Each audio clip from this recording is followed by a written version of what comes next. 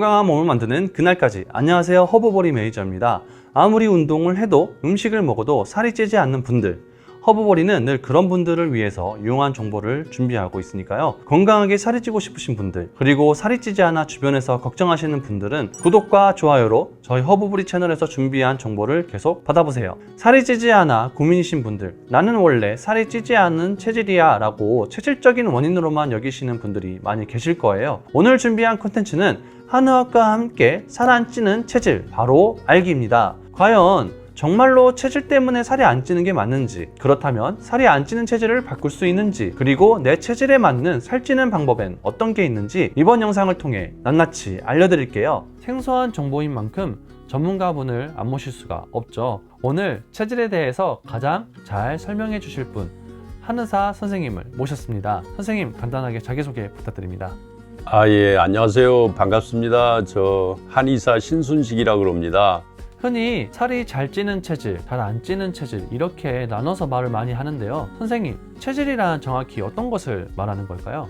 네. 먼저 체질이란 개인이 가지고 있는 고유한 어떤 그 생리적인 건강적인 그런 그 특징을 말합니다. 체질은요, 환경적인 요인과 식생활 요인의 영향을 받아 질병을 생길 수도 있고요. 또 섭생을 잘하면 또 건강을 유지할 수도 있고, 섭생을 잘못하면 그 살이 찌거나 살이 또 빠질 수도 있겠습니다. 그러면은 그 살이 안 찌는다는 것이 뭐 체질 때문이라는 말도 좀 맞는 건가요? 정확히 말하면요, 살이 안 찌는 것이 체질 때문이라고 이렇게 단정 지을 수는 없겠습니다. 혹시 그 태양인이나 소음인 같은 말을 들어보신 적이 있으신가요? 네, 들어본 적 있습니다. 한의학에서는요, 체질을 보통 네 가지로 나누어서 이제 말하고 있는데요. 이 체질을 이제 사상체질이라고 합니다. 사상체질은요, 태양인, 태음인, 소양인, 소음인, 아마 들어보셨을 겁니다. 이렇게 네 가지로 나누고요. 또 각 체질마다 타고난 서로 다른 그 생리적인, 병리적인 특징이 있습니다. 그래서 이러한 체질적인 특징이 발생하는 그 한의학적인 병증하고 연관되어 있습니다. 그래서요, 한의학에서는요, 사람마다 체질이 달라요. 그리고 생리적으로나 병리적으로 차이가 있기 때문에요, 크게 이 네 가지 체질로 구분짓게 되고, 각 체질에 맞는 음식이나 약제, 치료 방법 이런 것들을 갖다 적용하고 있습니다. 이때 네 가지로 분류되는 체질의 범위를 갖다가 태양인, 태음인, 소양인, 소음인, 이렇게 네 가지로 나누게 됩니다. 그러면은 한국 사람은 어떤 체질을 가장 많이 가지고 있나요? 2015년 조금 된 자료이긴 합니다만 이게 아마 크게 벗어나지는 않을 겁니다. 그 한국한의학연구원에서 조사를 했었는데요. 태음인이 40%, 소양인이 한 34%, 소음인이 27% 정도, 그리고 태양인은 아주 좀 소수로 이렇게 나왔습니다.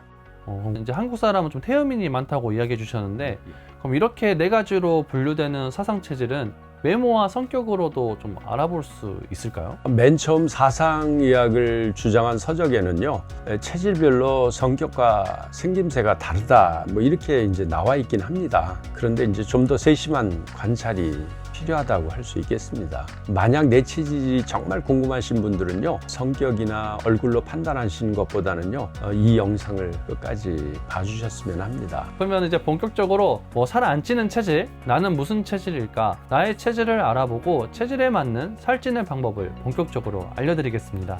선생님, 앞서 그 한국인이 가진 체질 중 고르게 분포되어 있는 체질인 소양인과 소음인이었던 것 같아요. 그렇다면 어떤 체질을 소양인 체질이라고 하나요? 소양인 체질의 체형적 특징을 보면요, 상체가 좀 발달되어 있는 점입니다. 그렇지만 이제 상체가 다부진 것에 비해서 하체가 또 빈약한 분들이 많은 편인데요. 또 대체로 머리가 작고 이목구 비해선이 얇은 분들이 많아요. 또 재미있게 성격으로 비교하면 그 불의를 보면 참지 못하는 정의로운 면이 있기는 합니다. 성격이 급하고 반면에 잔실수가 또 많은 편이기도 합니다. 이게 소양인 분들의 체형적, 성격적인 특징이라고 볼 수 있을 것 같습니다. 약간 MBTI와 좀 비슷하게 성격도 좀 재밌게 파악할 수 있군요. 그러면 혹시 소양인 체질이 가지고 있는 또 공통되는 또 다른 특징들이 또 있나요? 건강상의 유사성도 있습니다. 소양인 체질은요, 비대신소라 그래서 신장 기능이 좀 약한 특징을 가지고 있습니다. 그러다 보니까 신장이나 방광, 요도처럼요, 노폐물이 모이는 곳에 염증이 많이 생길 수 있습니다. 또 상체가 발달한 것에 비해서요, 하체가 약하다고 했잖아요. 그러다 보니까 균형이 안 맞다 보니까요, 허리나 다리 통증으로 또 고생하시는 분들이 많아요. 스트레스에 약한 경우도 또 많아서 오랫동안 스트레스를 받으시는 분들은요, 피부가 좀 이렇게 건조하거나 따가운 증상을 겪으시는 분들도 많다고 볼 수 있겠습니다. 그렇다면 소양인 체질은 살이 좀 안 찌는 체질이다라고 할 수 있나요? 글쎄요, 이렇게 그 살이 안 찌는 체질이다라고 단정할 수는 없는 것 같습니다. 다만요, 이 소양인 체질은 좀 열이 좀 많은 가지고 있는 열성 체질이에요. 그러다 보니까 신체 대사 기능도 되게 활발한 편입니다. 그래서 몸에 열이 많고 열을 사용하는 에너지가 높아서 먹는 것에 비해서 살이 잘 안 찔 수는 있습니다.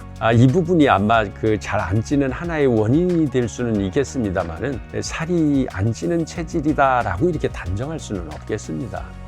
몸에 열이 많은 소양인 분들은요, 아무래도 이제 몸에 열을 이렇게 좀 식혀주는 그런 음식들을 드시는 게 좋을 것 같습니다. 그래서 찬성질을 가진 보리라든지 흰쌀밥이라든지 상추나 미나리, 또 수박이나 토마토 같은 채소 과일, 또 우리 흔히 먹는 계란이나 오리고기가 몸에 더 맞으실 것 같아요. 반대로요, 그 열을 내는 마늘이라든지 파, 염소고기, 닭고기, 후추, 겨자, 우리 흔히 드시는 것들이 있죠. 또 인삼이나 벌꿀과 같은 열한 음식은 피하는 게 좋겠습니다. 그렇다면 소양인 분들이 몸에 있는 열을 좀 다스리면서 살을 찌울 수 있는 방법에 뭐가 있을까요? 예를 들어서 운동이라든지 아니면 식습관이라든지 있으시면 좀 이야기 부탁드립니다. 소양인 분들은요, 하체를 강화할 수 있는 운동이나 지구력과 인내심을 길러주는 그런 운동을 권장해 드리고 싶습니다. 특히 그 소양인 분들은 그 열성 체질이라고 말씀드렸었잖아요. 그래서 열이 많다 보니까요, 너무 격렬한 운동을 하게 되면 열 발산이 높아져요. 그래서 이제 에너지 소모가 많다 보니까 이게 살이 빠질 수 있거든요. 이제 여유롭게 살 수 있는 산책이라든지 등산과 같은 운동, 또 하체 근육을 중심으로 하는 근력 운동을 하는 것이 좋을 것 같습니다. 그리고 몸에서 사용하는 열이 많다 보니까요, 취하는 식사량을 조금 늘리는 것이 좋겠습니다. 식사를 하실 때 너무 또 열이 나는 음식은 자제하시되 영양 성분은 또 이게 골고루 갖춰서 먹을 수 있었으면 더 좋겠습니다. 선생님, 그러면은 하루에 5끼를 또 먹어도 되는 건가요? 글쎄요, 이게 그 소양인은요, 기본적으로 소화력이 좀 좋은 편이에요. 그래서 가능하다면 위장에 부담을 줄 만큼 많이 드시는 것보다는 중간에 이제 간단한 식사 대용 영양식이나 간식을 드시는 것이 더 좋겠습니다. 그럼 다음으로 소음인의 특징에 대해서 설명해 주시면 좋을 것 같습니다. 전체적으로요, 소음인은 그 신대비소라고 이렇게 장부에 이제 허실로 보면 그렇습니다. 그래서 몸이 조금 왜소하면서도 몸에 열이 좀 적어요. 대신에 몸이 좀 차죠. 차다 보니까 이제 위장이 좀 허약한 게 이게 소음인의 주된 특징이라고 말할 수 있겠습니다. 전반적으로 이제 소화기관이 약해서 소화가 좀 잘 안 되고 자주 좀 속이 좀 쓰린 분들이 많이 계십니다. 또 위장이 약하다 보니까 찬 음식을 좀 드시거나 몸을 또 이게 차게 유지하면 탈이 나는 경우가 좀 많아요. 또 걱정이나 근심이 많은 분들이 또 많다 보니까 불안 증상이나 신경 증상도 좀 많을 수 있는 것 같습니다. 많은 사람들이 공통적으로 겪는 불편함 중에 소화력이 좀 안 좋으신 분들이 많이 있으세요.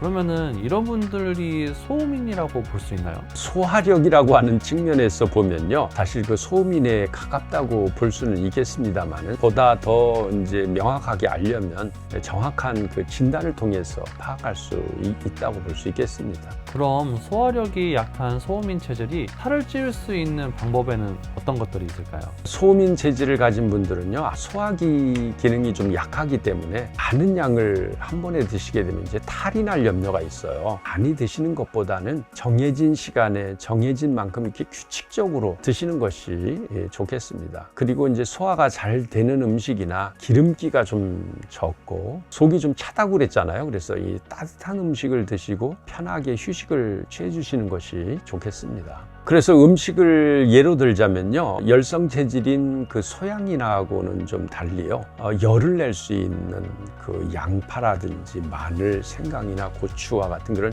향신료가 들어가 있는 것들, 또 닭고기나 추어탕, 복숭아나 대추와 같은 그 좀 따뜻한 종류의 음식을 드시면 좋겠고요. 반대로 몸에 열을 좀 내려주는 뭐 상추나 미역, 미나리나 돼지고기, 우유나 오이, 뭐 수박 같은 이제 그 소양인들에게 맞는 그런 음식은 조심하시는 것이 좋겠습니다. 또 장 기능을 키워주거나 소화에 도움이 되는 음식을 자주 드시는 것도 건강에 큰 도움이 될 것으로 생각됩니다. 그러면은 저희도 소화력과 뭐 장흡수력을 높일 수 있는 방법에 대해서 좀 많이 다뤄봤었는데 소음인 체질이신 분들이 좀 유용하게 보실 수 있을 것 같아요. 그러면은 그 소음인 분들에게 좀 권장하는 또 운동법이 있으실까요? 소음인 체질은요, 상체가 약한 경우가 많습니다. 하체보다는요, 상체 운동을 좀 자주 하시는 편이 좋겠습니다. 또 소음인 체질은요, 또 이게 땀을 많이 흘리면 기운이 떨어져요. 땀을 많이 흘리지 않는 운동을 고르는 편이 더 좋을 것 같습니다. 소음인들이요, 땀을 많이 흘리게 되면요, 몸에 열이 빠져나가고 또 기력 소모가 좀 커요. 큰 운동을 하면요, 건강에 좋지 않을 수 있기 때문에 그렇습니다. 이것만 명심하면 돼요. 운동은 체력에 맞게 하고 또 몸에 탈이 나지 않는 선에서 하고, 그리고 꾸준하게 지속적으로, 이것이 좋겠습니다. 이번 편에는 살이 안 찌는 체질을 알아보기 위해 한의학의 사상 체질 중 소양인과 소음인 체질의 특징과 살찌는 방법에 대해서 알아봤는데요. 오늘 이렇게 함께 해주셔서 정말 감사합니다. 마지막으로 좀 이야기하고 싶으시거나 추천하실 소감 한번 부탁드리겠습니다. 지금까지 소음인하고 소양인의 그 체질적 특징하고 거기에 따른 이제 그 식재료도 좀 소개를 좀 드렸는데요. 이 소음인하고 소양인은 조금 체질적으로 조금 반대를 좀 가지고 있습니다. 그래서 이 체질적인 특징을 잘 유념하시면서 운동이라든지 식재료를 선택한다든지 이럴 때 유념해서 건강에 좀 도움이 좀 되셨으면 좋겠습니다. 네, 이렇게 귀한 시간 내주시고 좋은 정보까지 함께 알려주셔서 정말 감사합니다. 사상 체질과 체질별 살찌는 방법은 아직 끝나지 않았으니 체질에 맞춘 살찌는 방법이 궁금하시다면 구독과 좋아요, 알람 설정을 꼭 해주세요. 네, 오늘 영상은 여기까지입니다. 앞으로도 살이 찌지 않아 걱정하시는 분들을 위해서 좋은 정보와 다양한 컨텐츠로 찾아뵙겠습니다. 지금까지 마른 분들과 늘 함께하는 허브보리 매니저였습니다. 다음 영상에서 뵙겠습니다.